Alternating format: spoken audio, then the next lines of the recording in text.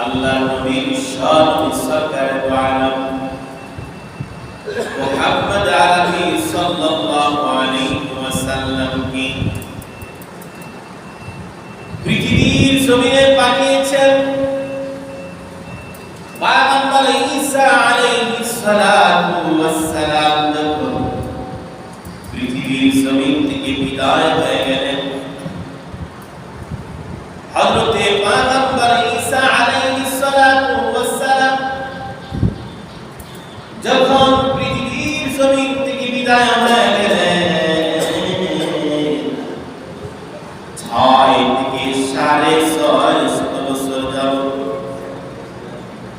6 থেকে 650 বছর যাবত পৃথিবীর উপরে কোন কালেমার কথা বলনেওয়ালা ছিল না, কোন ঈমানি কথা বলনেওয়ালা ছিল না, কোন দ্বীনের কথা বলনেওয়ালা ছিল না, কোন তাওহীদের কথা বলনেওয়ালা ছিল না, একত্ববাদের কথা বলনেওয়ালা ছিল না, রুবুবিয়্যতের গুণগান গানেওয়ালা পৃথিবীর জমিনে ছিল না। ঠিক না? কতদিন? 6 থেকে 650 বছর যাবত ওই সময়ের মধ্যে কিতাব ছিল, ইনজিল ছিল, তাওরাত ছিল, আল্লাহ পাকের আসমানি কিতাব ছিল, পাগড়িগুলো ছিল, কিন্তু শিক্ষা এবং দীক্ষা ছিল না, সুশিক্ষার অভাবে ওই ১,৫০০ বছর আগে আল্লাহ নবী পৃথিবীর জমিনে আসার মুহূর্ত, ওই সময়টাকে ইতিহাসের কিতাবের মধ্যে আইয়ামে জাহিলিয়াতের যুগ বলা হয়, বর্বরতার যুগ বলা হয়, মূর্খতার যুগ বলা হয়। যেই যুগটাকে ঘৃণিত একটা যুগ হিসাবে নির্বাচন করা হয়েছে। কিনা? কেন করা হয়েছে? ওই সময়ের মধ্যে সুশিক্ষার অভাব ছিল, ওই সময়ের মধ্যে দ্বীনের দাওয়াতের অভাব ছিল, ওই সময়ের মধ্যে রুবুবিয়্যতের কথা বলার অভাব ছিল, যেই কারণে মানুষের মধ্যে মূর্খতা কি করেছে, বিরাজমান হয়ে গিয়েছে, যেই কারণে মানুষগুলো সকলেই মূর্খ হয়ে গেছে, যেই কারণে মানুষের মধ্যে অসভ্যতা বিরাজমান করতেছিল। ওই সময়ের মধ্যে আমার নবী, আপনার নবী মুহাম্মদ আরবি সাল্লাল্লাহু আলাইহি ওয়াসাল্লাম কি পৃথিবীর জমিনে পাঠায়া সেই অন্ধকার সময়টাকে আলোকিত করে দিয়েছেন। আল্লাহ নবীর শান সরকারে দু আলম বলেন, ওই সময়ের মধ্যে কোন একজন মানুষ আল্লাহ আল্লাহ আল্লাহ বলতে পারা ছিল না।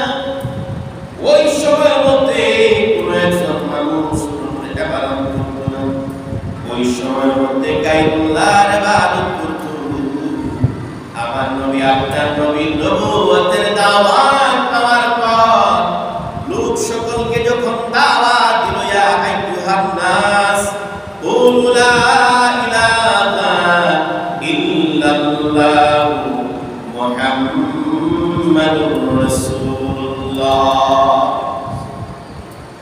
আল্লাহর নবীর সেই দাওয়াতের মেহনতের কারণে, আল্লাহর নবীর সেই পরিশ্রমের কারণে, আল্লাহর নবীর মাথার ঘাম পায়ে ফেলার কারণে, আল্লাহর নবীর রক্ত ঝরার কারণে, আল্লাহর নবীর পরিশ্রমের মাধ্যমে ওই সময়টাকে ইতিহাসের কিতাবে সোনালী যুগ বলা হয়। আল্লাহর নবী পৃথিবীর জমিনে আসার আগে মূর্খতার যুগ ছিল, জাহিলিয়াতের যুগ ছিল।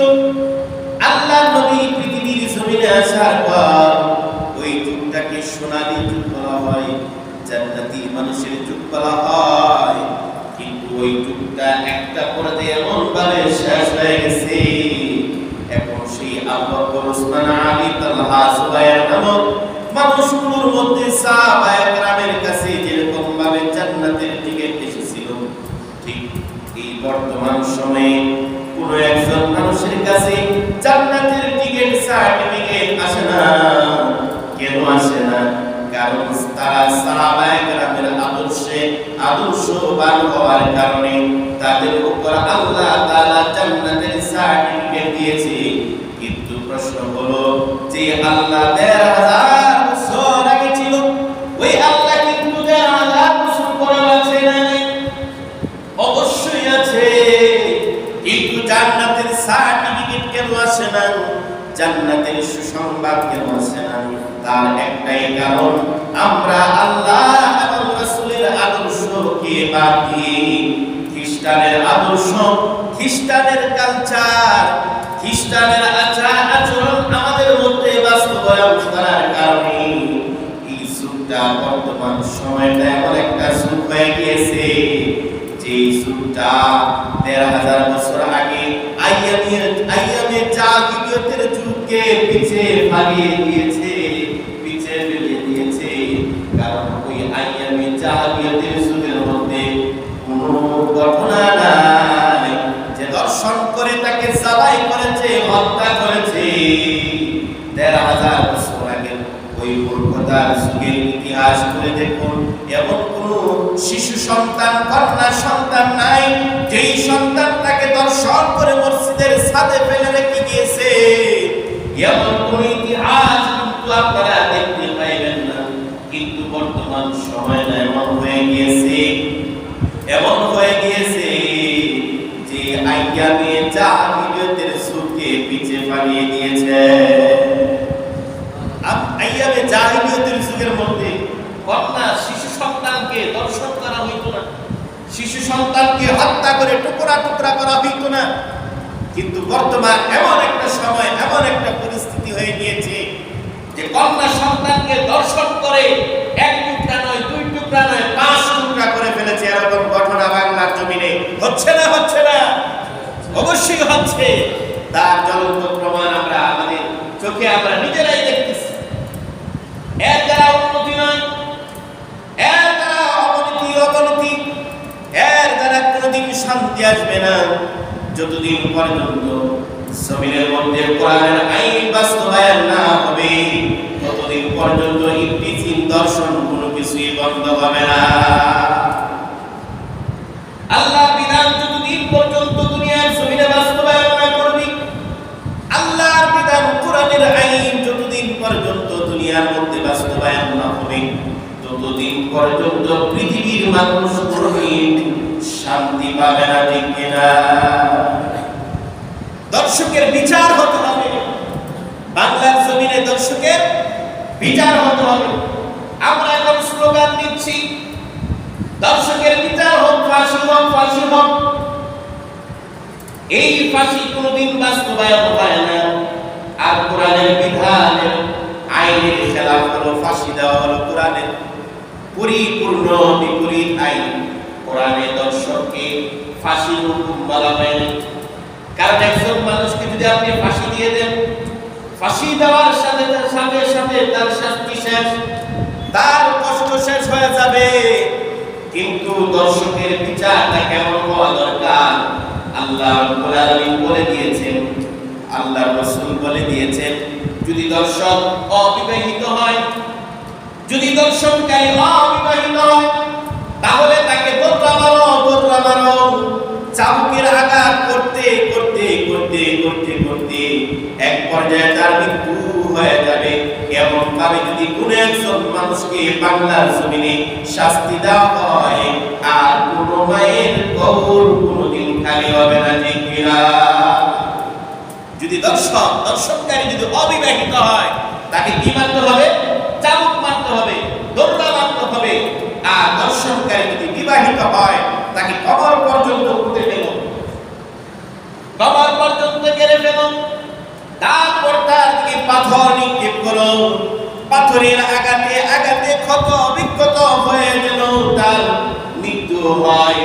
এরকম ভাবে যদি বাংলার জমিনে একটা মানুষের শাস্তি দেওয়া হয়, এর মাধ্যমে সমস্ত দর্শনকারী তারা তওবা করে পরিপূর্ণভাবে ভালো হয়ে যাবে। ঠিক কিনা? কিন্তু একটা দর্শনকারীর বিচার হওয়ার আগে আরেকটা শুরু হয় নাই, ওইটার বিচার শুরু করার সাথে আরেকটা শুরু হয়ে যায়। তার কারণ আইন, কোরআনের আইন বাস্তবায়ন করা হয়নি।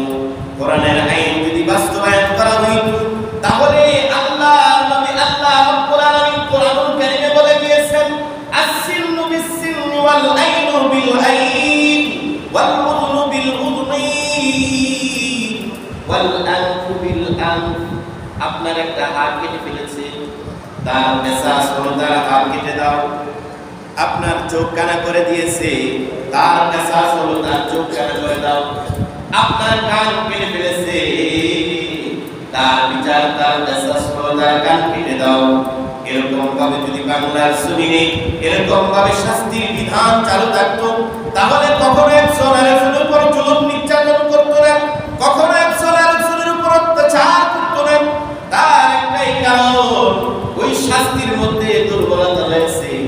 সেই কারণে মানুষ দিন দিন অপরাধ করে যাচ্ছে, ঠিক কিনা? দিন দিন মানুষ অপরাধ করে যাচ্ছে, কারণ অপরাধের বিচার হচ্ছে না, অপরাধের বিচার হচ্ছে না। যদি বাংলার জমিনে চোরের বিচার হইতো, চোর চুরি করেছে হাত কেটে দাও, চোর যখন ধরা পড়েছে তার হাত কেটে দাও, আবার চুরি করেছে বাম হাত কেটে দাও, আবার চুরি করেছে ডান পাও কেটে দাও, আবার চুরি করেছে বাম পাও কেটে দাও, আবার চুরি করেছে তার মাথা বড়ি থেকে সরা দাও। এমন বিচার, এমন আইন যদি দুনিয়ার জমিনে বাংলার জমিনে যদি হইতো তাহলে প্রত্যেকটা মানুষ তারা তাদের দরজা খুলে রাতের বেলা ঘুমাইতে পারতো, ঠিক কিনা? এই পরিস্থিতি কেন হচ্ছে?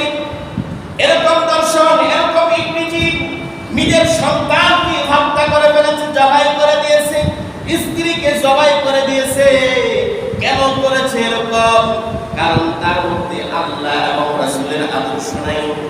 আল্লাহ এবং রাসূলের যদি আদর্শ যতদিন পর্যন্ত মানুষটার মধ্যে না আসবে ততদিন পর্যন্ত ওই মানুষটার মধ্যে কোনোদিন ওই মানুষটার মধ্যে পরিপূর্ণতা দিনের সমাজ আসবে না।